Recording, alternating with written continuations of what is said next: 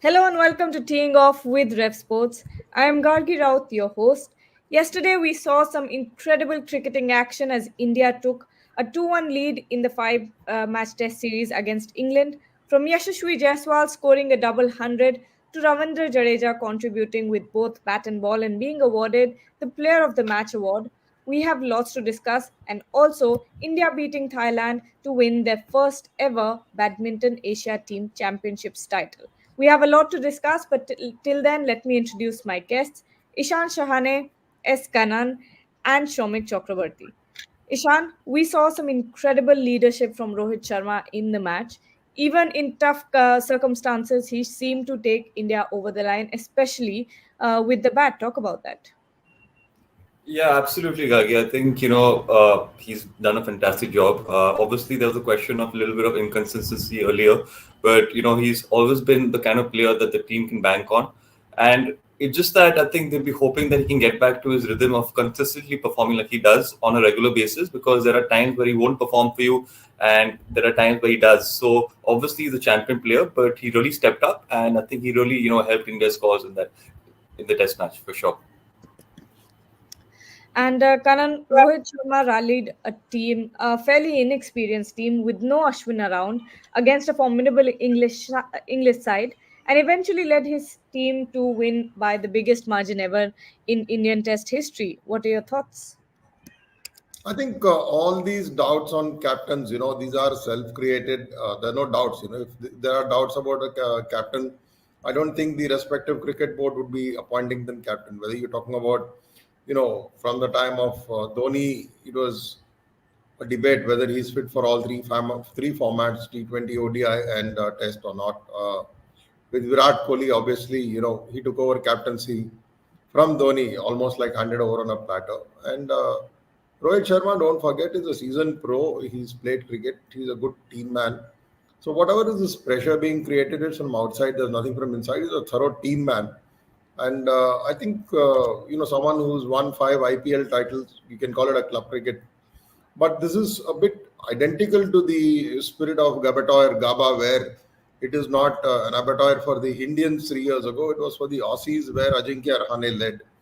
So I think Rohit has led fantastically well, whether it is in the ICC World Cup last year, where we lost in the final. Short series in South Africa, just 2 matches. And, you look at the kind of personnel at his disposal, very, very limited. So he's managed with it very well in tandem. And the tango with Rahul Dravid has been very nice. He's not made any noise about it. And I think he deserves 100 marks out of 100 marks. And he's performed. And for those who think that he has to score in every match, no, captain doesn't have to do. You go back and look at the English captain Mike Breally's record with, in terms of runs, it was not like that. Today, it's like almost like being defined as the nature of the beast that the captain has to go on scoring. No, not really. I mean, we've seen in Australia, Pat Cummins, it's not that if he doesn't take wickets, he's not a captain. So I think this debate should settle for a while. We're already talking about WTC Championship, where we're going to make to the final or not, and before we are going to down under. So I am all for Rohit Sharma. I think he's done a great job with limited resources. And last part about Ashwin, I think he was there, he went. And the very fact that he's come back, it speaks volumes about his commitment and for the cause of the team. Plus, he took a wicket today. I think that was a very, very emotional moment for every cricket fan who has been watching Indian cricket. Absolutely. And Shomik, continuing on that point of Rohit Sharma, a lot of people had a lot to say about Rohit Sharma's captaincy. But he was the one who stepped up time and time again for the team. He may not have won an ICC trophy, but he definitely isn't a bad captain. Is he proving everyone wrong match after match? Garg, you see, Indian cricket has 1 billion captains, and every time, and this is one side that is not allowed to lose any game, and even if you lose the odd game, knives would be out, and captains will be called out. So from that perspective, this is the nature of the beast. I mean, when you are captaining India, you will have to face that. But I don't think the BCCI is not swayed anyway. BCCI looks at things completely differently. The Indian team, the team management looks at things completely differently. There would be odd hiccups, there would be bumps in the road, but the biggest thing about this Rajkot the test was the way he stayed calm when England raced to 207 for 2 at the end of second display. I mean, and people started talking that Rohit was a bit clueless with his bowling changes, and he was not on top of his game, stuff like that. But he stayed calm, and he asked his bowlers. He even spoke about this at the post-match presser yesterday. That he asked his bowlers to stay calm. There will be. He waited for his moment. Joe Root presented him with the moment with his brain fade, that atrocious shot he played in the first innings. And once the door was made ajar, India sneaked in, and they grabbed the game by its throat and never let England come back into the contest. So it was good captaincy, fantastic captaincy, and see, at the end of the day, a captain is only as good as his team. And the way the entire team stood up to be counted, think about Ravindra Jadeja. He virtually bowled on one leg in the first innings, still carrying some niggles, not completing actions. Second innings, he played through pain, found the rhythm, took a 5-4. He scored 112, rightly adjudged the man of the match. So the way the entire team stood up to be counted, that was very heartening. And Rohit was a worthy leader. That's it. I think, Well, Nagi, you also must not forget yeah. that Rohit Sharma, despite all criticism, he's your official captain now for the T20 World Cup in the US and the West Indies. So, irrespective of what people have had to say, critical things about him, after the ODI World Cup, now the Test series, 2-1 up, 2 matches to go. Obviously, he's in the pilot seat. And you're already looking at, the T20 World Cup not too far away. The series will end. You'll soon be into the IPL and then the World Cup. And we're not looking at Hardik Pandya, who was being touted as a captain. So I think Rohit's playing, and we talked to, some people were talking about his poor captaincy. Some people were talking about a rotation policy, giving rest, even for Bumrah, in the third test, maybe they rest him in the fourth test. But Rohit is playing. It shows that, being the senior most, in terms of age, he's even a year older than Virat Kohli. He's there, he's fine, he's fighting fit, and maybe he's got an inch or so around his waist, but that has not stopped him from scoring runs, and that's about it. I think, as Shamik said, the BCCI has no hesitancy. So whoever has hesitancy will just need to put up with Rohit Sharma for a very good cause for Indian cricket. Well, Rohit Sharma has displayed some unreal leadership skills and played the perfect captain's knock right when the team needed him.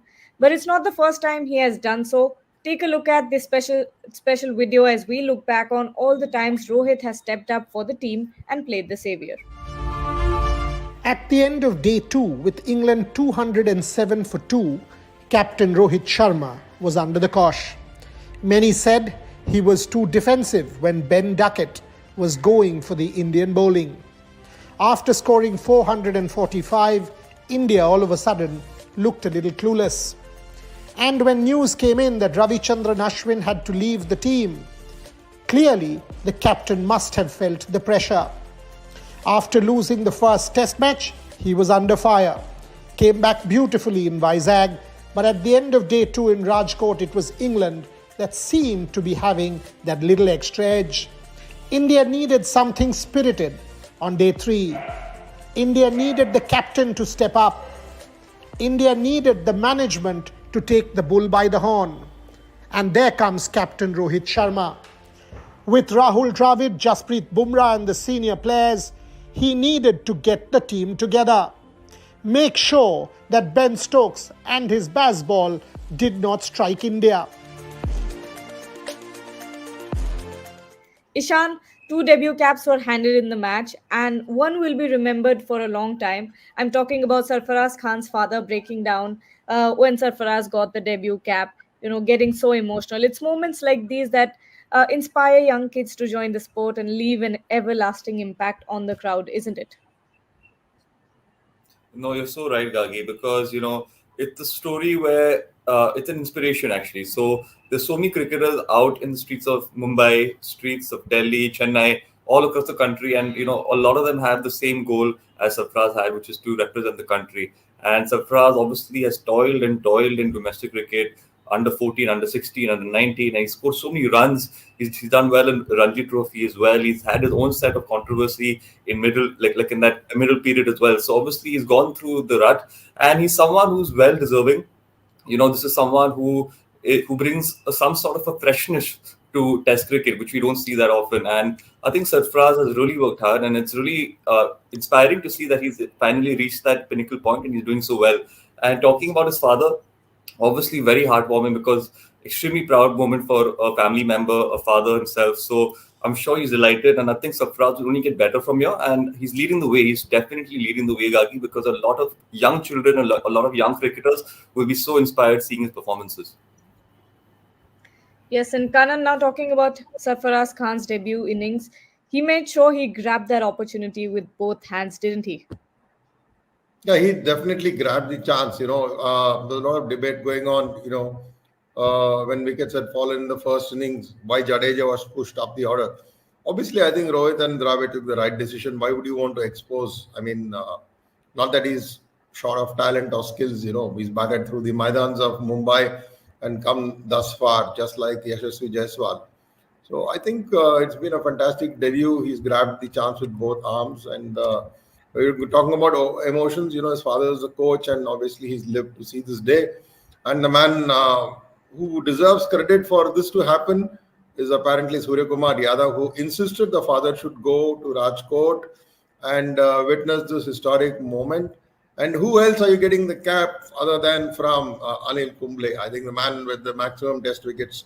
So that was brilliant. But yeah, I think we need to talk about positive stories about people like Sarfraz. For example, he and Yashasvi, I think Ishan knows better because he lives in Bombay, the amount of cricket they played in Mumbai.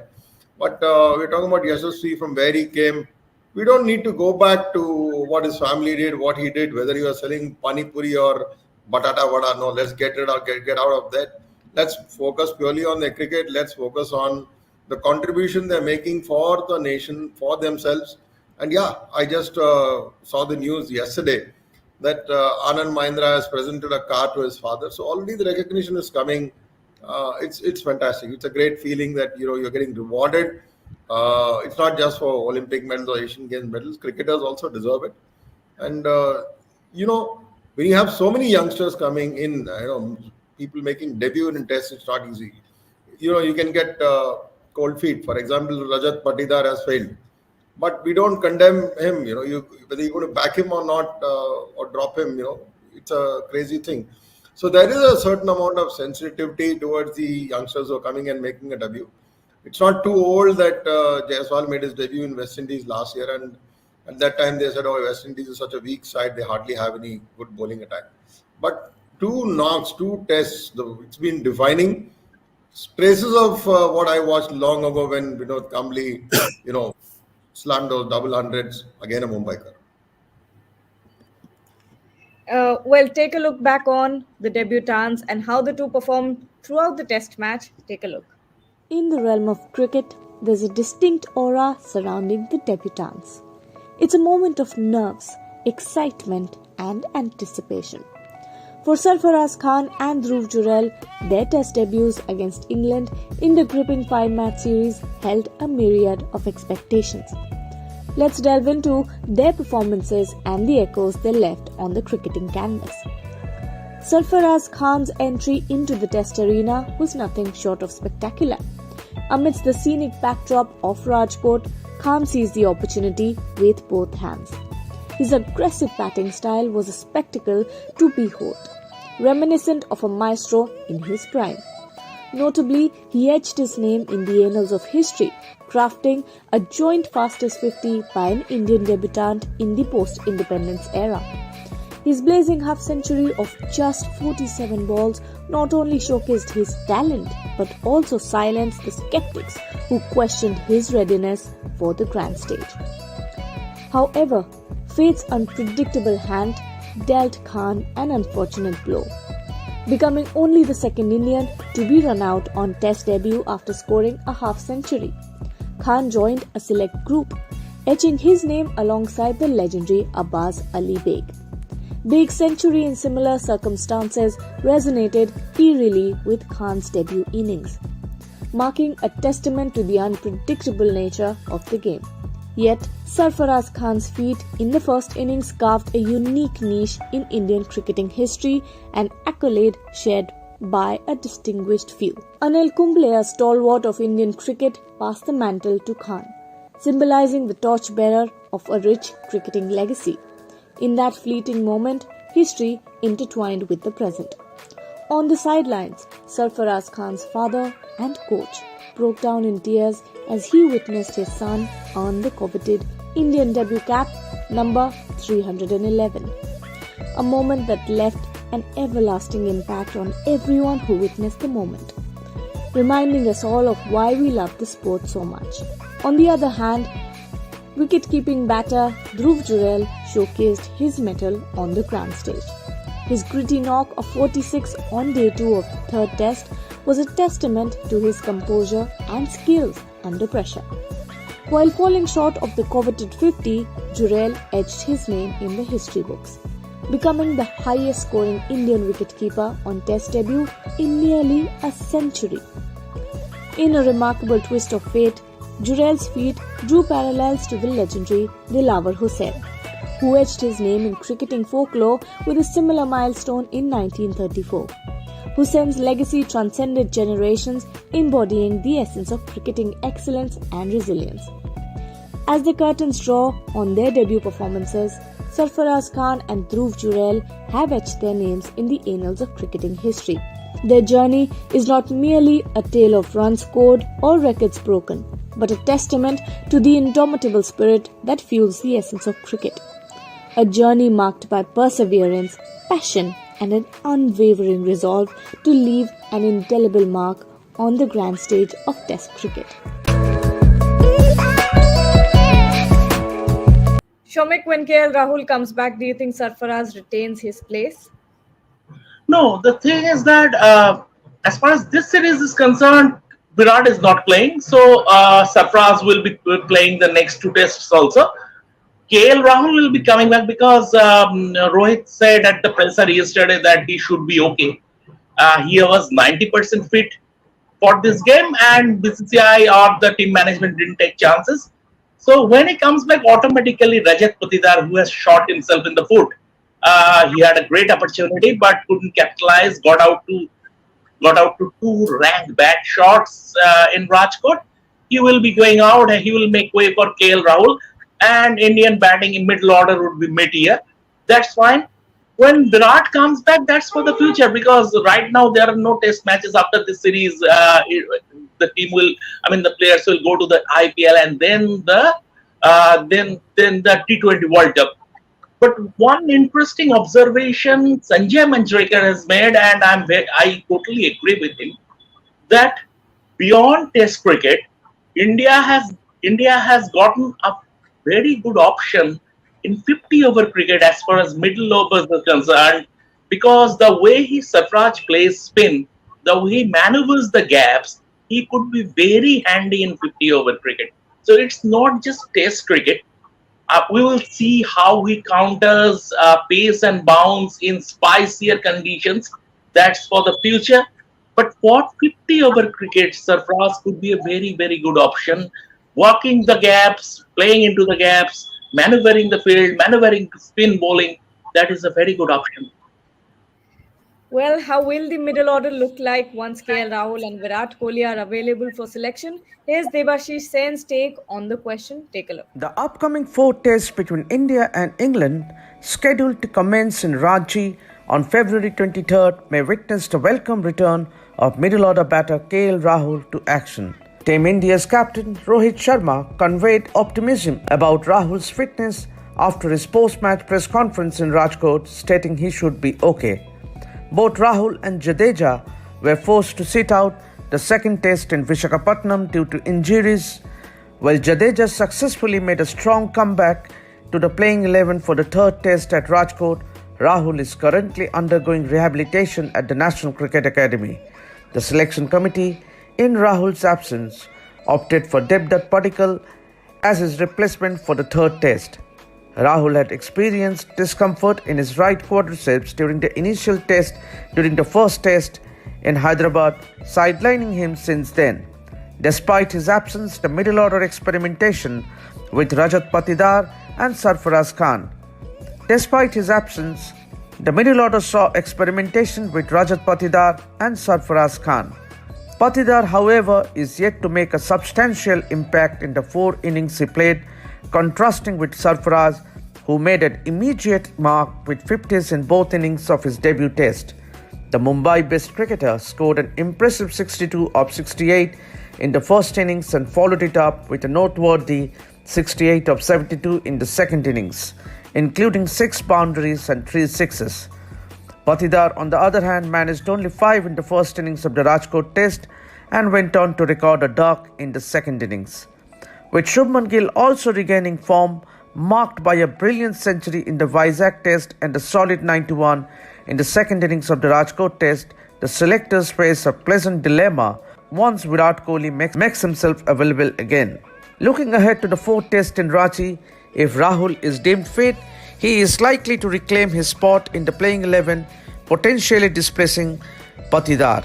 Sarfaraz, given his impactful performance, is expected to retain his place in the team.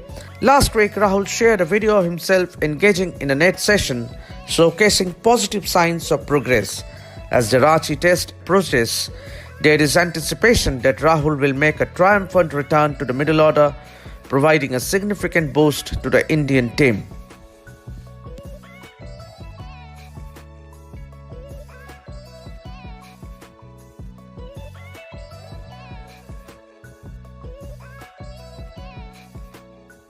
Kanan, yesterday we also saw an incredible historic feat by the Indian badminton team, winning their first ever Asia Team Championships title. Talk about that.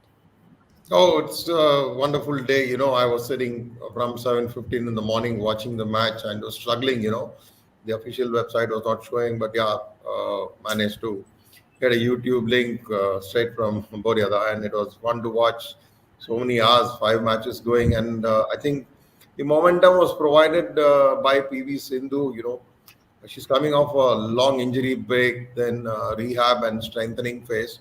And I spoke to her physio, the OGQ physio who's there, Xenia, and I think she's done a wonderful job. So Sindhu led, and then we saw Gopi Chand's own daughter, Gayatri Gopi Chand and Teresa Jolly. I mean, what a jolly win they registered. Of course, there were 2 odd results after that, but then we saw Anmol Kharab, the young girl. Kharab in Hindi is a very derogatory word, but so this is KHARB. So nothing Kharab about it. I think she was outstanding, and she soaked in the pressure, and that kind of a feel when you're playing the fifth rubber is not easy at all. And the Thailand opponent and the coach, she was going on goading her, but this girl was so cool. I liked her footwork, and you're looking at the lateral movement sideways or front and up. She's got the action, she's got the shots, and both Gopi and Vimal Kumar, who's part of the Padukone Academy, all in awe of her. And somehow comparisons are being made already with Saina Nehwal in her youth, maybe too early, but it's good. You have so much talent because men's team events, so on and so forth. We've got men's doubles. We've got top class pair. Shatvik, Sairaj, and Chirag. So, but for this team, this is like almost like coming of age in an year when you have the Olympics. So this is going to do a lot of confidence to the entire team. There's going to be self-belief and a maiden gold medal. I think it's outstanding. And 2 best results we have had from two different arenas, one in Malaysia, one in Rajkot, India. I think it couldn't have been a better Sunday. Super Sunday, really. Well, thank you for summing it up all so perfectly. But that's it from us for this show. We'll be back tomorrow at 9 a.m. But for now, we'll leave you with an exclusive video of Pulela Gopichand on the historic win of the Indian team at the Asia Championships. Take a look and goodbye.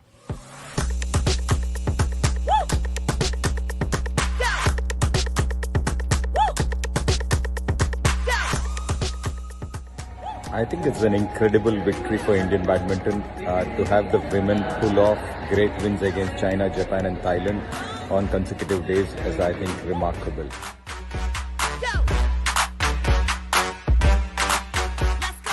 Had Sindhu, of course, win a first singles, which is very important, but also to have Gayatri and Trisha win and